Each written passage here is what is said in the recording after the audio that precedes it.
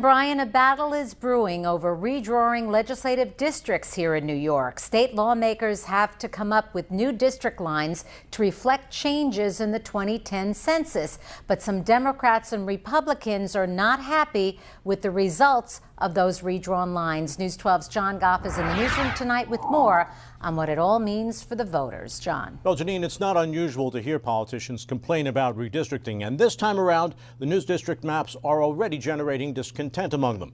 The big complaint, too much partisan gerrymandering. I'm a fan of independent redistricting. Republican Assemblyman Robert Castelli, who represents White Plains and other parts of eastern Westchester, is not complaining about the way the Assembly's Democratic majority drew up his new district lines. They haven't changed much. But he does feel the process used by the legislature to draw up those lines is unfair. I'm not saying that everything is gerrymandered, everything's a problem. I'm in a gerrymandered district. It remains a gerrymandered district. That has not been corrected in this map. The new lines are just the first draft of the new districts, and they could yet change.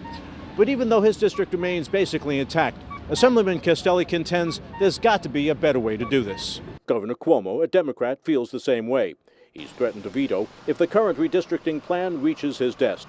Senate Republicans, for example, have included Ossining in Westchester as part of Rockland County Democratic State Senator David Carlucci's new district. Fellow Democratic Senator Andrea Stewart Cousins of Westchester feels things like that have to change.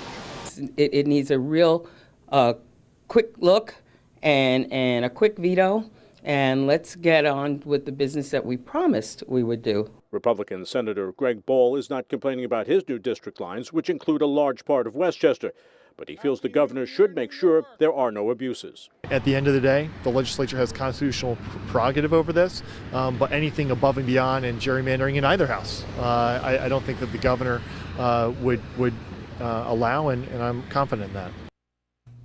There are also complaints from outside the legislature. Common Cause New York says the proposed districts would hurt Black and Latino voters. And the group says its analysis shows lawmakers went out of their way to protect their own political power. Janine? All right, John, thank you. We'll be watching this political battle play out. Thank you for that.